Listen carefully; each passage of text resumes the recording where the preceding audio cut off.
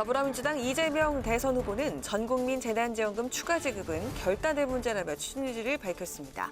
국민의힘은 오는 5일 본경선을 앞두고 당원 투표를 시작했는데 후보들은 자신이 이재명을 이길 후보라며 지지를 호소했습니다. 국민의당 안철수 대표가 세 번째 대권 도전을 선언했습니다. 안 대표는 기득권 양당 적폐가 교대되는 판을 갈아야 한다며 시대 교체를 강조하고 단일화 가능성에 대해선 당선을 목표로 나왔다며 일축했습니다. 국회 예산결산특별위원회는 604조 원 규모의 내년도 예산안 공청회를 열고 전문가의 의견을 들었습니다. 재정 건전성이 우려된다는 의견과 코로나 극복을 위해 사회복지 예산을 늘려야 한다는 의견이 팽팽히 맞섰습니다. 뉴스앤 파워 인터뷰. 오늘은 진성준 더불어민주당 의원과 함께 이재명 대선 후보의 용광로 원팀 선대위 출범과 민주당 지도부의 대선 후보 정책 공약 입법, 그리고 대대적인 예산 지원 방침에 대해서 짚어봅니다.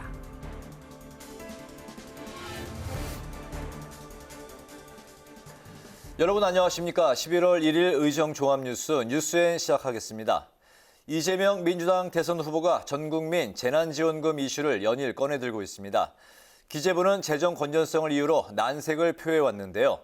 이 후보는 판단이 아닌 결단의 문제라며 전국민 지급에 대한 뜻을 굽히지 않았습니다. 이 후보는 오늘 박병석 국회의장도 예방했는데요. 일부 언론의 가짜뉴스에 엄정한 책임을 물어야 한다며 국회의 언론중재법 처리를 재차 요구했습니다. 김세정 기자가 보도합니다. 이재명 민주당 대선 후보가 전국민 재난지원금 추진 의지를 재차 강조했습니다.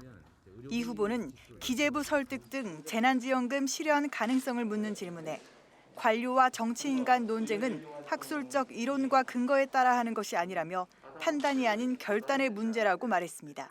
결국 국민이 정치하는 게 현실이기 때문에 민생 현장이 너무 어렵고 또 초과 세수도 있고 하기 때문에 저는 합리적 결론에 이룰 수 있을 것이라고 생각합니다. 송영길 대표도 앞으로 추가 세수가 더 거칠 예정이라며 이 후보의 계획에 힘을 실었습니다. 연말까지 추가 세수가 당초 예상보다 약 10조 정도 더 이상 거칠 예정입니다. 이 재원을 기초로 우리 국민에 대한 지원이 충분히 이루어질 수 있도록 뒷받침하겠습니다. 이 후보는 박병석 국회의장을 예방한 자리에선 언론중재법 처리의 필요성을 강조했습니다. 이 후보는 개인과 언론뿐 아니라 국회의원도 가짜뉴스를 내보낸다며 엄정한 처벌이 필요하다고 말했고, 박 의장은 언론중재법 특위를 조속히 구성해주길 여야 원내대표에게 요청했다고 밝혔습니다. 이런 가운데 내일 20대 대선 선대위를 출범하는 민주당은 공동선대위원장 등 본부장급 이상의 1차 인선을 발표했습니다. 송영길 대표가 단독으로 상임선대위원장을 맡고 공동선대위원장에는 경선 후보로 참여했던 김두관, 박용진 의원을 비롯해 이낙연 캠프에서 활동했던 설훈, 홍영표 의원 등 총 12명이 이름을 올렸습니다. 한편 이재명 후보는 광복회와 대한노인의 중앙회 등을 잇따라 방문하는 등 표심 잡기를 이어갔습니다. 국회방송 김세정입니다. 이번 주 금요일인 5일 국민의힘은 더불어민주당 이재명 후보를 상대할 대선 후보를 선출합니다. 국민의힘은 오늘부터 당원 투표에 들어갔는데 후보들은 저마다 경쟁력 있는 후보는 자신이라며 지지를 호소했습니다. 김동길 기자의 보도입니다. 당원 투표 첫날 국민의힘 대권 주자들은 민주당 이재명 후보를 이길 적임자는 자신이라고 강조했습니다.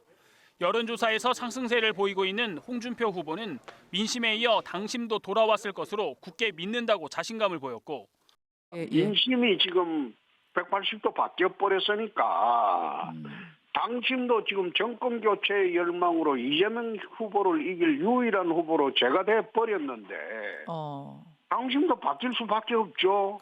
윤석열 후보는 민주당이 가장 두려워하는 사람이 자신이라며 지지를 호소했습니다. 저 윤석열로 이기는 것이 진정한 정권 교체고, 제가 앞장서서 하는 정권 교체야말로 이 무도한 정권에게 가장 뼈아픈 패배가 될 것입니다. 유승민 후보는 경제 전문가를 내세웠고, 원희룡 후보는 지지율 1, 2위를 달리고 있는 홍준표, 윤석열 후보를 저격했습니다.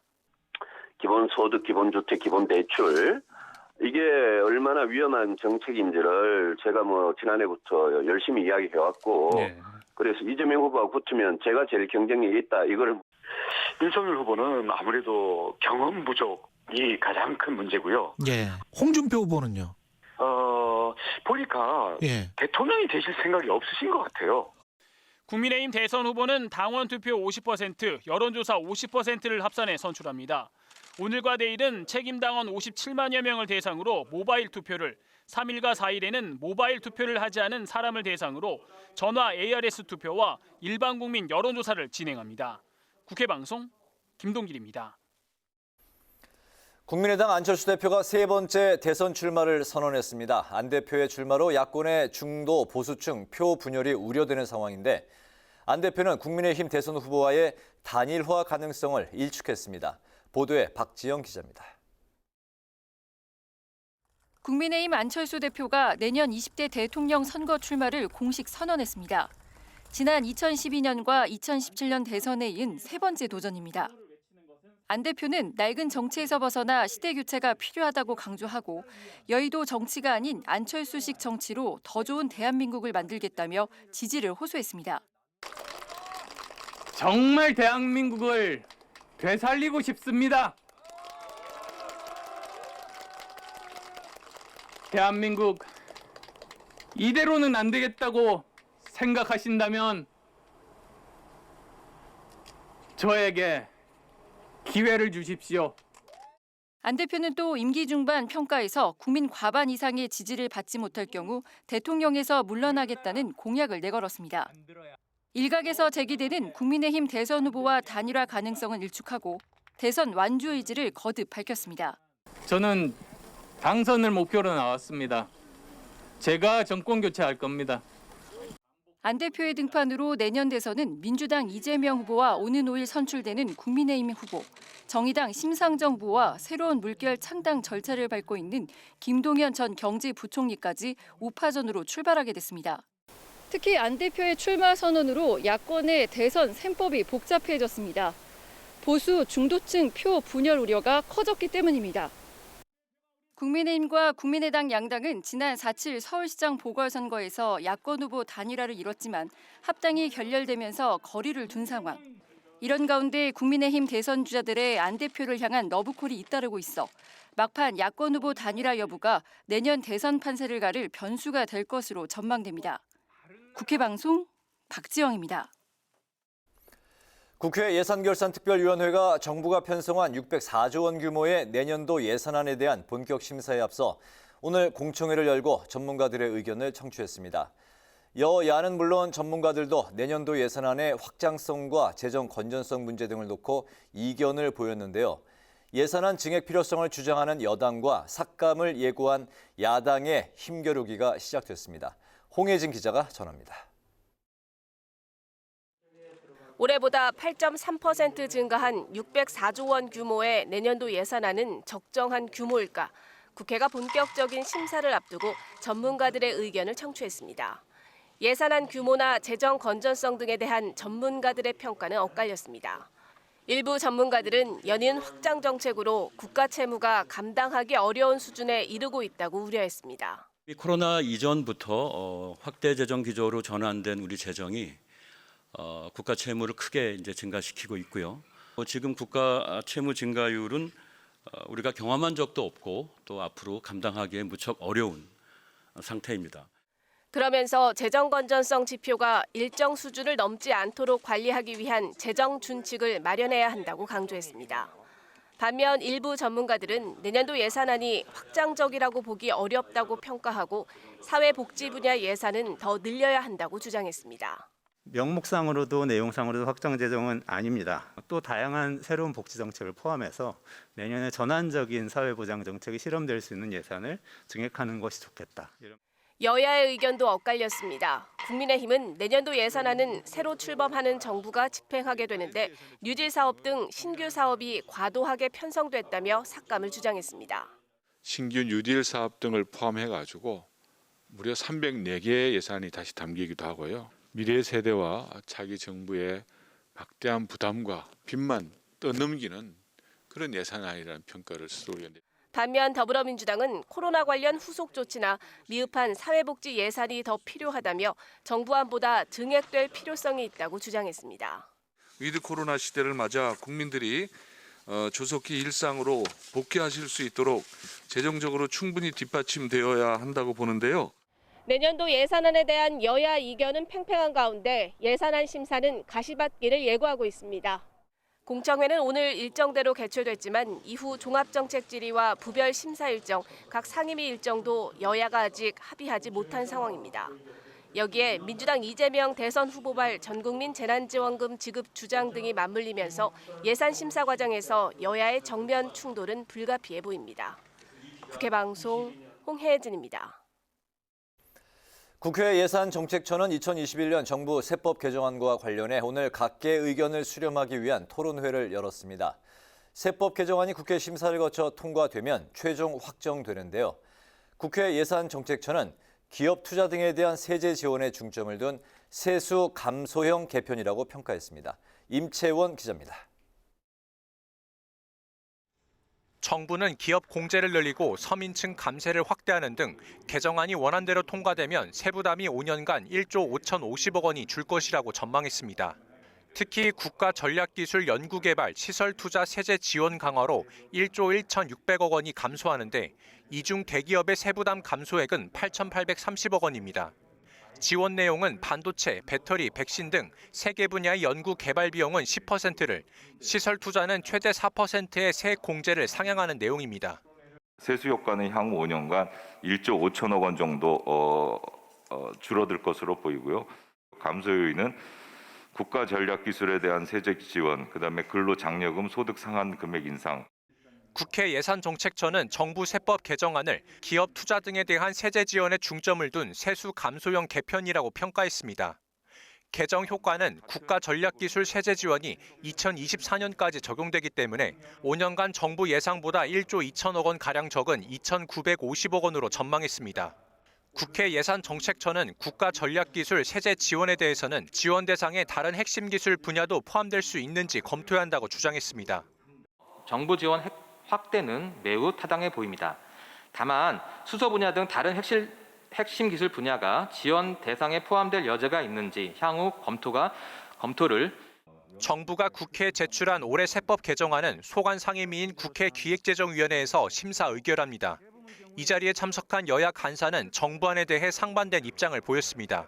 국가 전략 기술을 신설할 3단계 구조로 개편하고 신성장 원천 기술보다 국가 전략 기술 부분을 공제를 확대하여 R&D 비율이나 시설 투자에 대한 지원을 확대하는 방향으로 세법 개정이 필요하다는 입장입니다. 내년도 세출 예산 아까 말씀드렸듯이 사상 최대 규모이고 국가 채무 비율이 50.2%, 50%를 넘었었고 천조 규모의 국가 채무가 예상됨에도 불구하고 세수 감소형 세법 개정안을 제출했는 것은 너무나 무책임하고.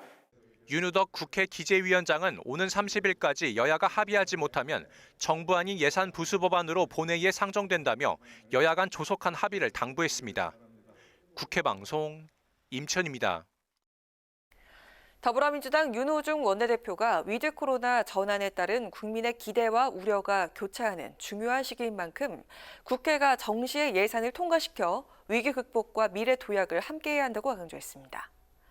윤 원내대표는 오늘 최고위원회의에서 예산안을 심의 확정하는 건 헌법이 부여한 국회의 책무라며 예산안을 법정 시한 안에 처리하는 건 너무나 당연한 일이라고 밝혔습니다.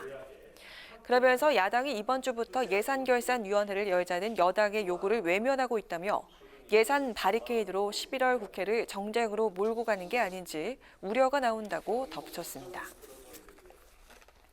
국민의힘 이준석 대표가 산업통상자원부에 이어 여성가족부 차관이 여당의 대선 공약을 만들고 있다는 증언과 증거가 확보됐다며 나머지 부처도 조속히 전수조사를 해달라고 촉구했습니다. 이 대표는 오늘 최고위원회의에서 문 대통령 본인이 천명한 선거 중립에 대한 엄중 대처가 실제로 이뤄지게 해야 한다고 강조했습니다. 그러면서 대선을 앞두고 행정부 공무원들을 여당에 줄 세우는 건 선거 범죄라며 문재인 대통령이 결자 해지 각오로 문제를 해결해달라고 말했습니다. 박병석 국회의장이 8기 국회방송 자문위원 13명에게 위촉장을 수여했습니다. 박 의장은 위촉식에서 국회 방송이 국민과 국회를 연결하는 소통 통로라며 중립성과 객관성, 균형이 절실히 요구되는 동시에 시청자의 관심을 끌 수 있는 재미도 가미돼야 한다고 말했습니다. 그러면서 국회 방송이 정치 쟁점 토론의 중심에 서야 한다고 덧붙였습니다.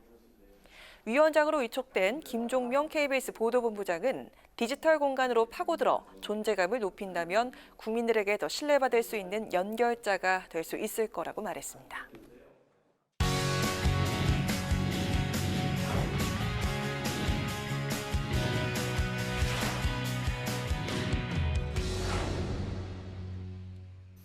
네, 오늘 이슈 분석 강민지 기자와 함께합니다. 강 기자 어서 오세요. 안녕하세요. 네. 내년 3월 9일 대통령 선거까지 이제 약 4개월여 이제 남은 상황인데 내일은 더불어민주당 이재명 대선 후보 이제 선대위가 출범을 하잖아요. 이재명 후보가 이제 어떤 걸 1호 공약으로 내세울지도 관심이 가는 부분이네요. 네, 이재명 캠프는 현재 내일 선대위가 발족한 이후에 순차적으로 공약을 발표할 거라고 합니다.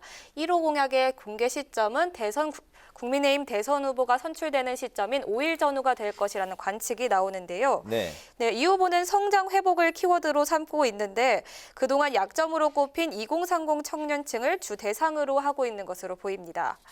어제 공개된 한 언론 인터뷰에서도요. 젊은 세대에게 실패의 기회가 없다. 경제 성장의 회복이 문제 해결의 첫 출발이다. 이렇게 밝히기도 했습니다. 수단으로는 이 후보의 대표 브랜드죠. 기본소득, 기본주택과 같은 기본 시리즈가 될 가능성이 제기되고 있습니다. 네, 역시 그 기본소득이 이재명 후보 대표 공약이 될 가능성이 높은 걸로 관측이 되고 있군요. 다만 이제 현재 당 안팎에서 나오고 있는 이 반대 의견들이 걸림돌입니다. 네, 기본소득 재원 마련과 관련해서 당 밖에서는 물론 경선 과정에서 다른 후보들의 지적이 잇따라 왔는데요. 국회 예산정책처 추산 결과 2023년부터 27년까지 총 252조 5천억 원이 추가로 필요할 것이라는 예상이 나오고 있습니다. 송영길 대표도 기본소득은 장기적 과제이기 때문에 당론으로 채택하기엔 단계적인 검토가 필요하다. 이렇게 신중한 입장을 드러냈는데요. 또 이 후보가 계승을 약속했었던 이낙연 전 대표의 신복지 정책과도 대치되는 지점이 있기 때문에 고심이 깊어지고 있습니다.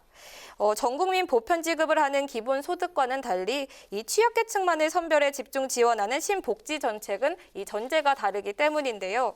이 때문에 일각에서는 기본 시리즈보다는 경제성장 공약을 더 앞세워야 한다는 의견도 적지가 않습니다. 최근 이 후보가 음식점 총량제와 주 4일제 공약을 언급하면서 다소 논란이 되어 왔는데요. 당 안팎을 잘 아우를 수 있는 1호 공약이 나올 수 있을지 관심이 집중되고 있습니다. 그렇군요. 이제 국민의힘 상황도 한번 짚어보겠습니다. 국민의힘은 이제 이번 금요일에 대선 최종 후보 선출을 이제 앞두고 있는데 그동안에 10번의 이제 후보들 간 TV 토론회를 이제 벌였지 않습니까? 마지막 그 TV 토론에서는 누가 그 민주당 이재명 후보를 이길 적임자를 놓고 또 열띤 공방이 벌어졌죠. 네, 말씀하신 것처럼 어제를 끝으로 10차례에 걸친 토론회가 모두 끝났습니다. 네. 어제 마지막 토론회였던 만큼 후보들마다 자신이 이재명 후보를 이길 적임자다 이렇게 더 강조하고 나섰는데요. 나아가 본선 경쟁력도 자신이 가장 높다고 자신을 했습니다. 토론회 현장 잠시 다녀오시죠. 네. 문재인 정권 또 이재명 그 후보 측에서 가장 두려워하는 사람이 바로 저 윤석열입니다. 경기도 차베스 이 베네수엘라 급행열차하고 붙으려면 아무래도 홍준표가 제일 낫지 않을까. 정책적으로 그 사람들이 가장 껄끄러운 상대고 도덕성 아무 문제 없었고 이랬기 때문에 본선에서는 유승민이 제일 강하다. 저는 이재명을 가장 잘 알고 가장 잘 싸우는 사람이 직접 이재명과 1대1로 붙어야 4개월 동안 우리가 공격을 놓치지 않고 전국 교체를 이룰 수 있다고 생각합니다. 네, 또 특히 1, 2위를 다투는 윤석열 후보와 홍준표 후보 간의 신경전도 불꽃튀었는데요. 그것도 잠시 보고 오겠습니다. 상구팔이라는 후보란 그 이야기 들어보셨죠?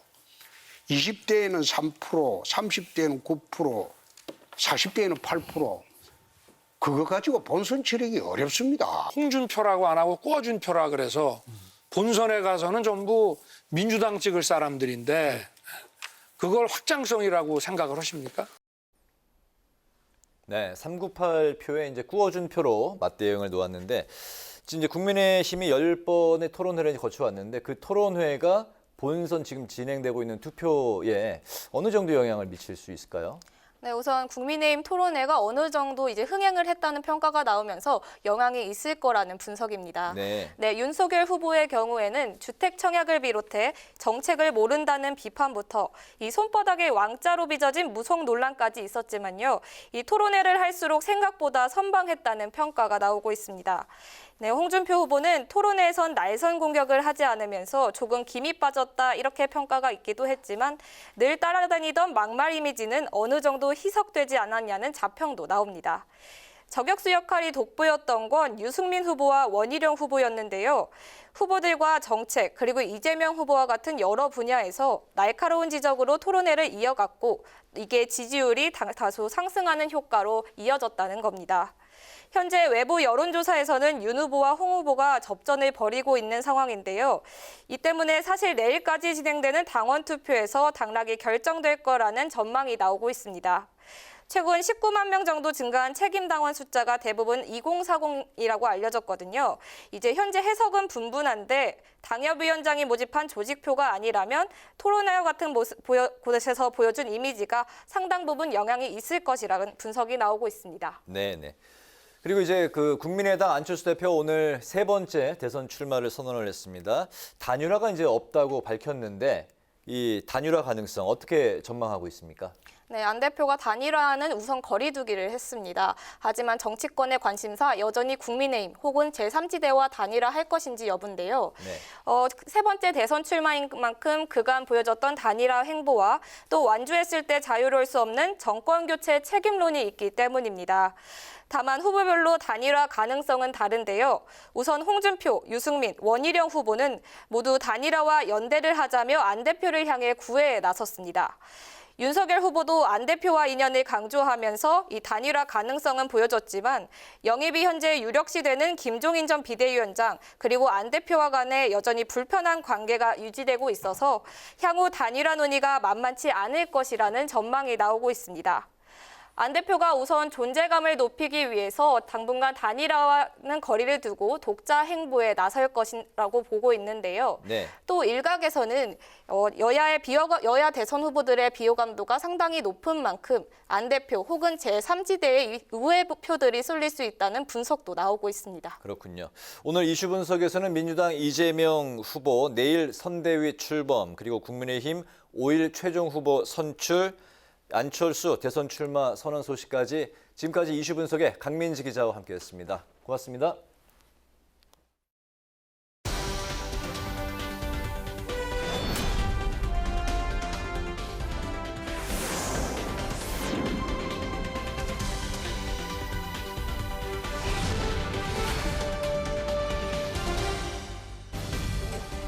강하락의 정치톡 시간입니다. 11월 1일 시선을 집중시킨 정치 뉴스 만나보시죠. 오늘의 첫 번째 정치톡은 범여권 하나로 뭉쳐입니다. 내년 대선을 앞두고 야권에선 범보수 단일화의 움직임이 본격화될 것으로 전망되는 가운데 이재명 더불어민주당 대선 후보 보수 대통합에 맞서서 열린민주당을 포함하는 여권 대통합과 함께 당내 대사면 카드를 꺼내들었습니다. 민주당을 자진 탈당한 인사들의 복당을 약속하는 한편 열린민주당과의 합당 가능성도 활짝 열어뒀는데요. 이재명 후보는 경선이 진행 중이던 지난달 초 유튜브 방송에 출연해 열린민주당에 대한 남다른 애정을 보여주기도 했습니다. 열린민주당도 사실은 한 식구잖아요. 잠시 이제 현실적 정치 필요 때문에 이제 별도의 그릇을 만들었던 건데 뭐 우리가 철학과 이념이 다르고 이런 모르겠는데 민주 진영 중에서는 가장 활동적이고 가장 선도적이고 그런 분들이 많이 모여 있잖아요. 기회가 되면 좀 같이 가는 게 국민에 대한 책임, 역사에 대한 책무 이런 것들을 이행하는 데 바람직하다 그 생각해요. 공공연히 열린민주당을 형제 정당이라고 말했던 이재명 후보. 범여권의 결집을 통해 대선 승리를 이뤄내겠다는 포부를 밝혔는데요.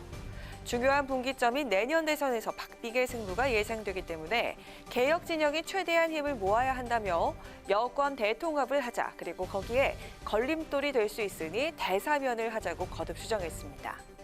이 후보의 이 같은 주장에 민주당 지도부도 즉각 호응했습니다. 그 내용도 들어보시죠. 이재명 후보가 언급한 바와 같이 민주당은 그동안 논의되어온 열린민주당과의 통합을 추진해야 합니다. 같은 가치와 같은 목표를 공유할 수 있는 열린민주당과의 통합을 통해 국민의 신뢰를 더욱 강고히 해나가겠습니다. 열린민주당과의 합당, 탈당 인사들의 복당, 현역 의원들의 반발이 예상되는 만큼 그 어느 것 하나 쉬워 보이진 않는데요. 여권의 대선 승리를 위해서 작은 차이는 뛰어넘자는 이 후보의 통큰 범여권 대통합 구상. 당내 갈등을 뛰어넘어 과연 현실화가 될 수 있을까요? 이어서 오늘의 두 번째 정치톡은 짝퉁 박사모입니다. 국민의힘 대선 주자들의 본경선 투표가 오늘부터 시작된 가운데 박근혜 전 대통령의 지지 모임이죠. 박사모에 윤석열 후보 지지선을 놓고 윤 후보 측과 홍준표 후보 측 간의 신경전이 치열해지고 있습니다. 박사모는 바로 어제 회장단 명의로 무너진 법과 원칙을 바로 세울 수 있는 후보는 윤 후보뿐이라고 생각한다면서 지지 의사를 밝혔는데요. 하지만 정광용 박사모 중앙회장 별도의 입장문을 통해서 명칭을 도용당했다며 박사모는 윤 후보를 지지하지 않는다고 밝혀서 때 아닌 짝퉁 박사모 논란이 일고 있습니다.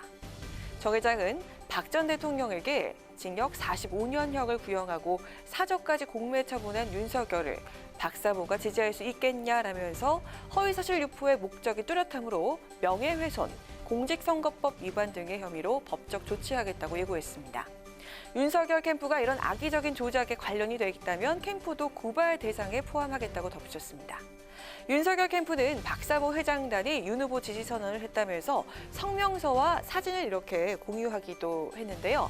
이날 성명엔 그네사랑, 박예단, 강원 박사모 등이 이름을 올린 것으로 알려졌습니다.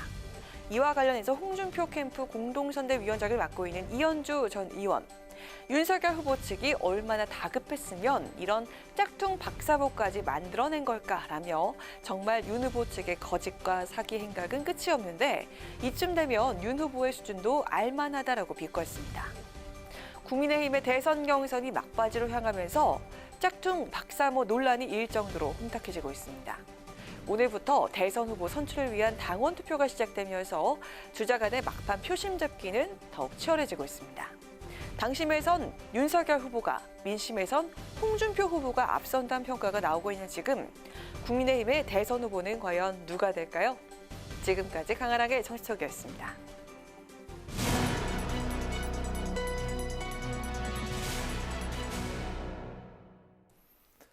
제1야당 국민의힘 최종 대선 후보를 가리는 결정의 시간에 돌입했습니다.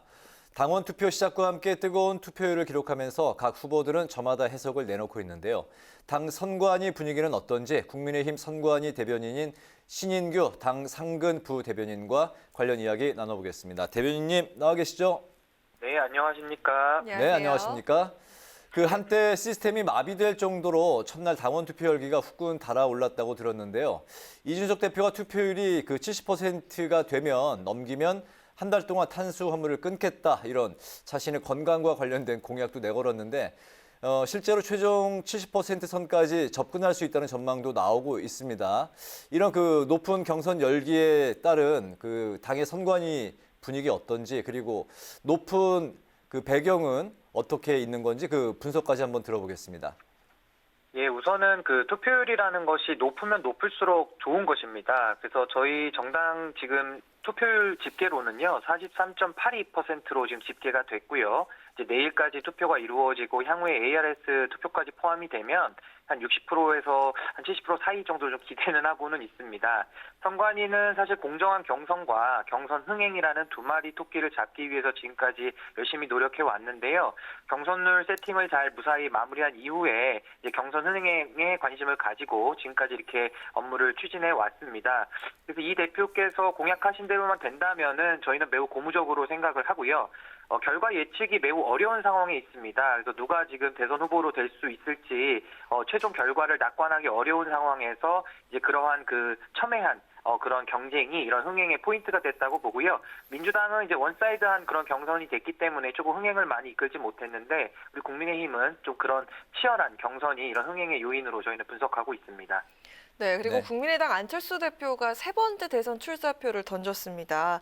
두 당이 합당 결론로 사실은 그 국민의힘과는 좀 그 국민의당이 껄끄러운 관계지 않습니까? 근데 또 안 대표는 무시할 수 없는 카드이기도 하고요. 향후 후보 단일화 드라마를 좀 써낼 가능성 얼마나 될까요?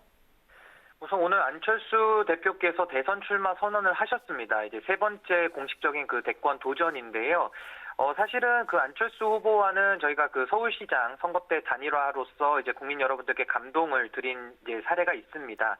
근데 이제 이번에 안철수 대표께서 대선 출마를 하신다고 하니까 이제 그 부분에 대해서는 출마의 명분이나 이제 이런 것들에 대해서는 국민 여러분들께서 판단을 하실 것이고요.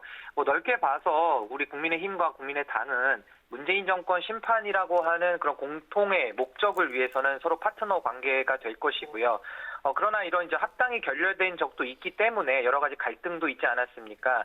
그래서 단순히 앞으로도 지분 나누기식을 통한 통합을 위한 통합만은 국민들께 감동을 주지 못한다고 보고요. 문재인 정권 심판이라고 하는 국민적 여망을 단일한 목적으로서 우리가 다 담아낸다면은 정말 아름다운 그런 정권 교체를 함께 이루어낼 수 있지 않을까 좀 기대를 하고 있고요. 저는 국민의당의 변수를 고려하기보다는 우리 국민의힘이 스스로의 자강을 통해서 더 국민들을 설득해 나가는 것이 좀 더 중요하지 않는가 이렇게 평가하고 있습니다. 네, 이런 가운데 국회가 이제 이번 정부 들어서 마지막 예산안 심사에 들어갔습니다. 그런데 여당은 이재명표 공약을 예산과 입법으로 뒷받침하겠다고 이제 주장을 했는데요. 이에 이제 그 야당은 총력 저지를 예고했는데 어떻게 대응할 생각을 갖고 있습니까? 예, 이재명표 공약이라는 것은 크게 대단한 것이 없습니다. 지금 대표적으로 나오는 것은 재난지원금 뿌리기로 이제 좀 더 자극적이고 좀 더 이제 그 표심을 자극하는 이제 그런 정책들만을 많이 내놓고 있습니다. 또 최근에는 주 4일제라든지 음식점 총량제라든지 이런 설익은 정책들을 제안했다가 바로 또 꼬리를 내리기도 했는데요. 이렇게 정책 제안을 매우 가벼운 형태로 하는 것을 보면은 이재명 후보가 얼마나 철학이 없고 깊이가 없는 불안한 후보인지를 스스로 입증을 했다고 봅니다. 지금 현재 문제되고 있는 대장동 비리 게이트도 참 문제지만은 정책적인 측면만을 보아도 이재명 후보는 돈 쓰는 것 외에는 사실 해본 것이 별로 없다고 저희는 평가를 하고요. 돈 쓰는 것으로만 사실 제안을 자꾸 정책적으로 한다면은 이거는 양당 간에 서로 경쟁이 무의미한 것입니다. 국가의 곳간만을 계속 그 낭비시키는 이런 경쟁은 사실 무의미하고 무익한 행동이라고 저희는 보고요. 현재의 대한민국이 처한 그 위기에 대해서 서로 대응하는 방안이라든지 대한민국을 어떠한 국가로 이끌 것이라든지 거기에 대한 비전과 가치, 철학을 놓고서 좀 더 경쟁을 하는 것이 대한민국을 위해서 좀 더 생산적이라고 저희는 보고 있습니다. 네, 오늘 말씀 잘 들었습니다. 감사합니다. 네, 지금까지 국민의힘 신인규 상근 부대변인이었습니다.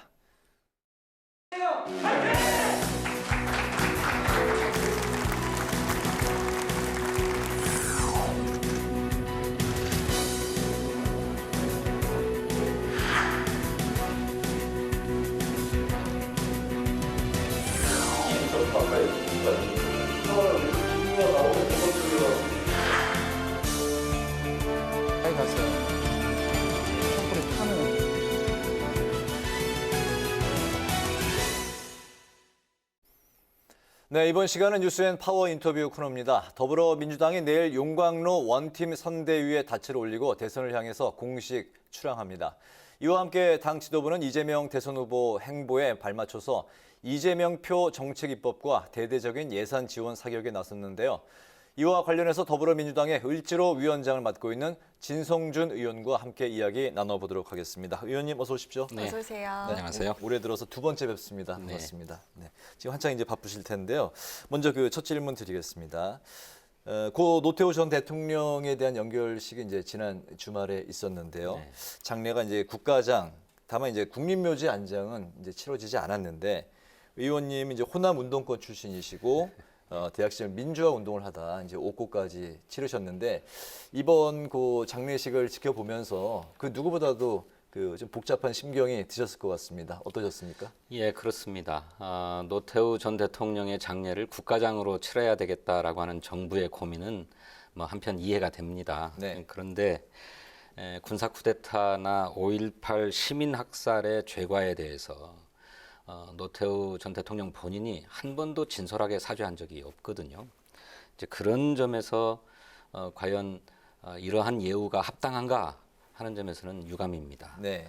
물론 노태우 대통령의 아들을 비롯한 유족들이 그간에 많은 노력을 해온 것은 그것 자체로 평가되어야 하고 인정되어야 할 일입니다만 네.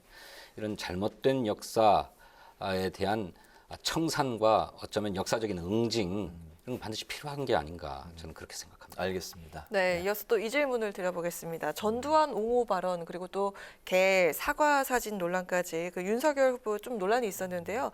경선 이후에 광주를 방문한다고 합니다. 원래 당초 내일 광주를 찾아서 좀 사과를 할 계획이었는데 참모가들이 만류를 하면서 무산된 것으로 알려졌는데 이에 대해서 어떻게 보십니까? 그 참모들이 왜 말렸는지 모르겠는데 네. 결국에 진정성의 문제 아니겠습니까? 윤석열 후보의 사죄가 진정성이 담긴 것이었다면 광주 방문을 계획했다가 취소하는 일은 없을 것입니다. 오죽하면 계란 맞으러 광주에 가는 거다. 선거 전략을 위해서 가는 거다라고 하는 지적까지 제기되지 않았습니까? 그러다 보니 뭐 참모들이 안 가시는 게 좋겠다. 경선 끝난 다음에나 갑시다. 이렇게 얘기를 한 것 같은데 이 5.18 문제가 어디 광주와 호남만의 문제이겠습니까? 전 국민의 문제이고 우리 역사에 관한 문제 아니겠습니까? 민주주의의 정치 철학을 보여주는 것이고 즉 5.18에 대한 태도 자체가 그의 민주주의에 대한 정치 철학을 보여주는 것이고 대한민국 역사의 정통성에 대한 태도를 보여주는 것이기 때문에 정말로 진솔하게 사죄하고 그에 합당한 정치적 책임도 져야 된다고 생각합니다. 네. 그래야 비로소 국민의 용인을 받을 수 있는 것이다. 이렇게 생각합니다. 알겠습니다. 이번엔 그 대선 모드와 관련한 민주당의 상황을 짚어보겠습니다. 민주당의 용광로 선대위, 소위 용광로 선대위가 이제 내일 출범을 하는데 네. 오늘 기사를 보니까 의원님께서 선대본부 상황실장을 이제 맡으셨던데요. 네. 어떤 역할입니까? 선거라고 하는 것이 시시각각으로 상황이 변화하지 않습니까? 그 네. 상황에 맞는 적절한 대응 방안을 강구하는 것이 상황실의 임무라고 생각합니다.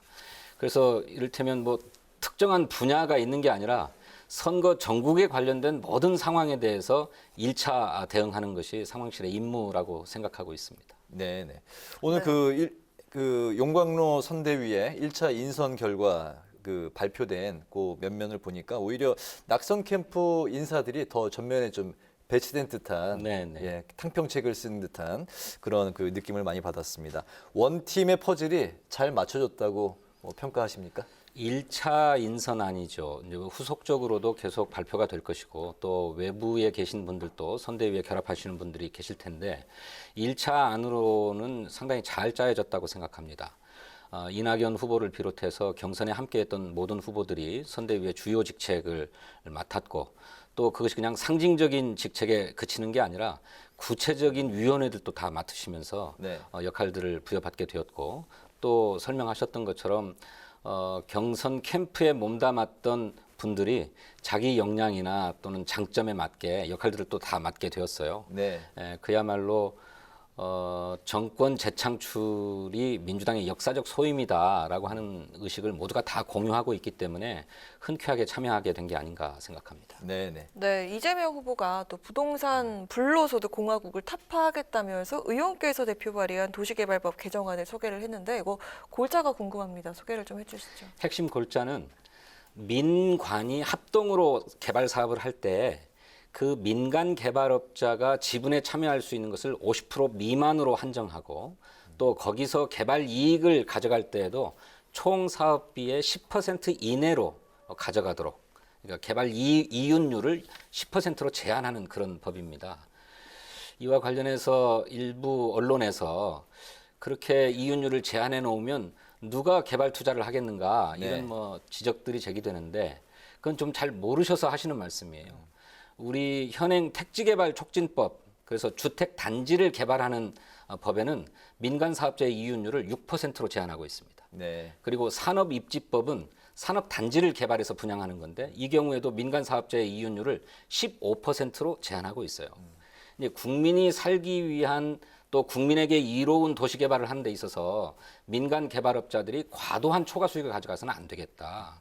10% 정도 하는 것이 적당하다고 보여지는데 제가 경제 통계들을 조사를 해보니까 5년마다 발표되는 통계청의 경제 총조사 그 결과를 보니 이게 5년마다 발표되니까 2020년도 결과는 아직 안 나왔어요. 올 연말에나 나온다고 하는데 네. 2015년에 부동산업의 이윤율이 11%더라고요. 네. 또 건설업은 4.3%에 불과했어요.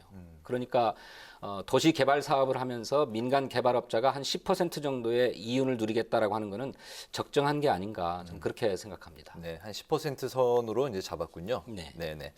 이번 그 의원님께서는 이번 그 국감에서 소위 그 대장동 국감, 이재명 후보의 대장동 국감에서 조목조목 이제 관련 의혹을 이제 반박하시면서 이제 활약을 하셨는데, 베테랑 이제 전략통이신데 이재명 후보가 이제 앞으로 지지율이 더 올라가기 위해서 어떤 전략을 갖고 있습니까?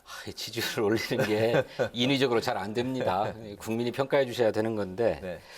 어쨌든 국가 지도자로서의 풍모와 국가적 비전을 지속적으로 선보이는 것 외에는 다른 길이 없다고 생각합니다. 우선 이재명 후보가 민주당의 대통령 후보로 선출되었음에도 불구하고 곧바로 당의 권고가 있었지만은 경기지사직을 사퇴하지 않고 국정감사를 수감했어요. 수감하겠다고 하는 태도도 좋았고 또 국정감사 과정에서도 자신의 진실이 무엇인지를 국민에게 직접 호소했던 것도 참 좋았던 것 같습니다. 그런데 그렇게 국정감사가 끝나고 나자 이번에는 대장동 의혹만에 머물러 있을 게 아니라 정말로 이 나라가 어떤 방향으로 나아가야 될지 본인의 정책적 비전이나 또는 사회적 가치를 선도적으로 제기했어요. 뭐 주 4일 근무제라든지 음식점 총량제 구상이라든지 이걸 공약화하겠다는 얘기는 아니지만 이런 방향으로 나아가야 되는 게 아니냐. 또 뭐 재난지원금, 전국민 재난지원금도 또 추가로 지급해야 된다는 말씀, 이런 얘기들이 다 우리 국가적 과제를 해결하는데 어떤 처방이 필요한가를 선도적으로 제기했는데, 이런 것이 지도자로서의 국민에게 어필하는 것이라고 생각하고 이런 행보를 계속해 가야 국민이 국가 지도자로 선택해 주실 것이고 또 지지율도 올라갈 것이다, 이렇게 생각합니다. 네. 이재명 후보가 전국민 재난지원금에 시동을 걸었습니다. 또 여기에 기본소득 관련해서 재정부 의사를 내비쳤는데 이건 또 당 내에서도 갑론을박이 또 뜨거운 상황입니다. 민주당 을지로 위원장이신 만큼 여기에 대해서 또 어떤 입장을 갖고 계신지 궁금합니다. 전국민 재난지원금과 관련해서는 당내 이견이 없는 것으로 보입니다.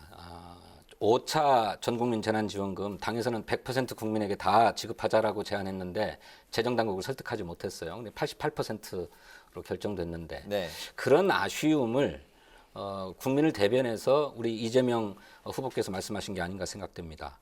실제로 지금까지 5번의 재난지원금이 지급됐는데 전 국민에게 지급되도록 한 것은 2번밖에 없었어요. 1차 재난지원금은 그야말로 100%였고 5차 재난지원금은 88% 아니었습니까? 그런데 이게 4인 가구를 기준으로 100만 원으로 설계된 재난지원금이었거든요. 국민 개개인으로 보면 부족하다라고 보는 겁니다. 이재명 후보는 국민 개개인이 100만 원 정도의 지원금은 받아야 코로나 극복에 대한 위로가 되지 않겠느냐라는 생각인 것 같아요. 그래서 기왕에 지급했던 분을 제외하고 나머지 정도는 좀 채워서 드리자라고 하는 얘기인데 당내 이견이 없을 거라고 저는 생각합니다.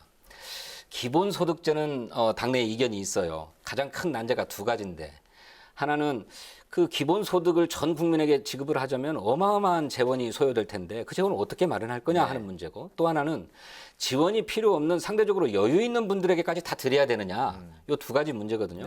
그래서 이제 이재명 후보도 당과 조율을 해서 현실 가능하고 또 실현 가능한 안으로 정비하겠다라는 말씀을 하셨는데, 우선 나오는 구상이 아동수당을 지금 지급하고 있지 않습니까? 이 아동수당을 18세 이하 청소년들에게까지 확장해서 아동수당이 아니라 청소년 기본소득으로 하자.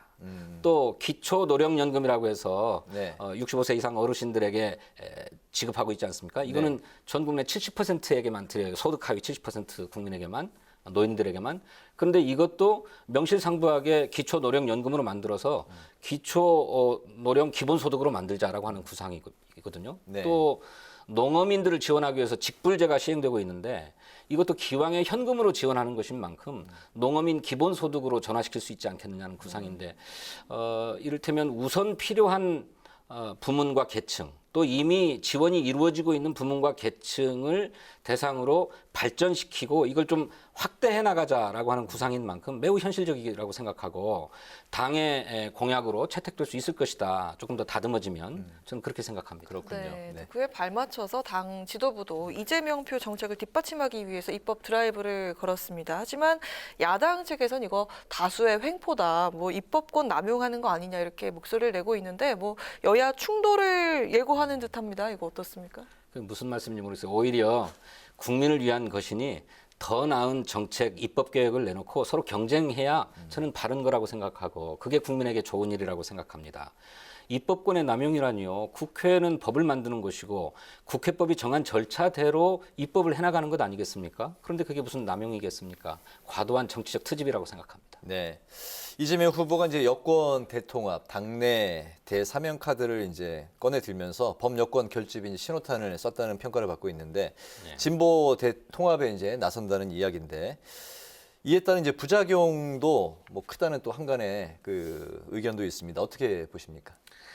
선거는 어떻게 해서든지 지지층을 많이 모아야만 승리할 수 있는 것 아닙니까? 네. 그래서 전통적인 지지층뿐만 아니라 뭐 중간층, 무당층의 유권자들도 지지자로 포섭하기 위해서 많은 노력들을 기울이는데 그동안에 우리 여권에 있었고 여당에 몸담았었지만 이러저러한 정치적 사정이나 상황으로 이탈한 분들에 대해서 통합하고 포용하겠다라고 하는 거는 가장 선차적으로 풀어야 될 문제라고 생각합니다. 네. 다만 제기되는 우려는 정치적으로 경쟁하는 분들이 정당을 달리했다가 다시 다 민주당으로 들어오면 다가오는 선거 과정에서 또 경쟁이 발생하지 않을 거냐라고 하는 것 때문에 우려하시는데 네. 대선과 그 다른 선거를 그냥 섞어가지고 문제를 제기하면 안 되고 분리해서 바라봐야 된다. 저는 그렇게 생각합니다. 네. 네, 오는 금요일에 또 이재명 후보 맞수가 결정이 됐는데 사실상 2파전이죠. 뭐 윤, 홍 이렇게 이강구도인데요.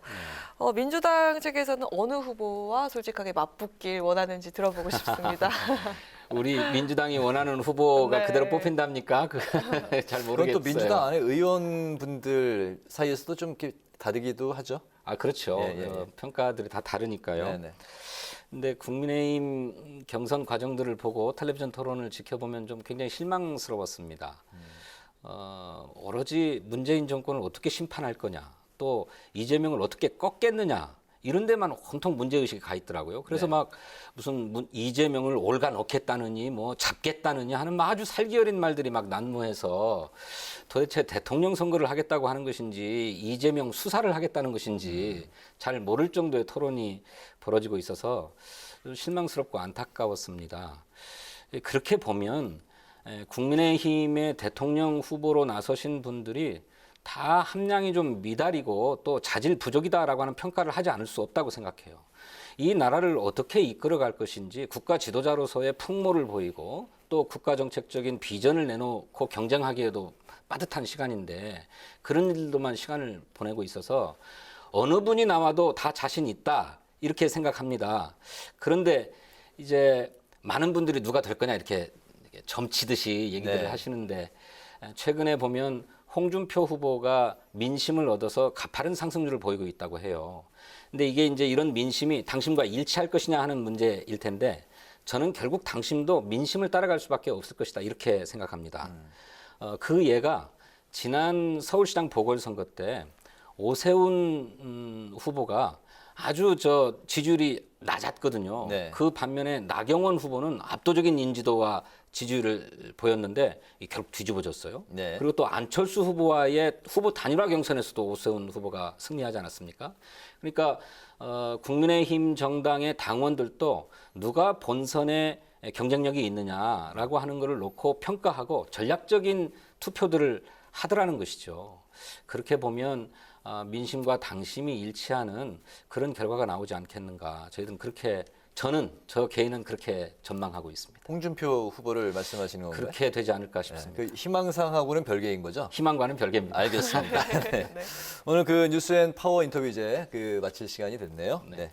오늘은 이재명 대선 후보의 원팀 선대위 출범 소식 그리고 민주당 차원에서의 대선 후보 정책 공약 입법과 대대적인 예산 지원 방침을 중심으로 지금까지 더불어민주당의 진성준 의원과 함께했습니다. 의원님 오늘 고맙습니다. 네, 감사합니다. 고맙습니다. 내일은 전국이 맑다가 낮부터 점차 구름이 많아지겠습니다. 내일 아침 기온 서울이 7도 등으로 오늘보다 3, 4도 정도 낮아지겠고요. 낮 기온은 서울이 15도 정도까지 오르겠습니다. 요즘 일교차가 10도 안팎까지 벌어지는 만큼 옷차림에 신경 쓰시기 바랍니다. 네, 오늘 뉴스에는 여기서 마치겠습니다. 국민의 국회를 위해서 내일도 뉴스 N이 함께하겠습니다. 시청해주신 여러분 고맙습니다.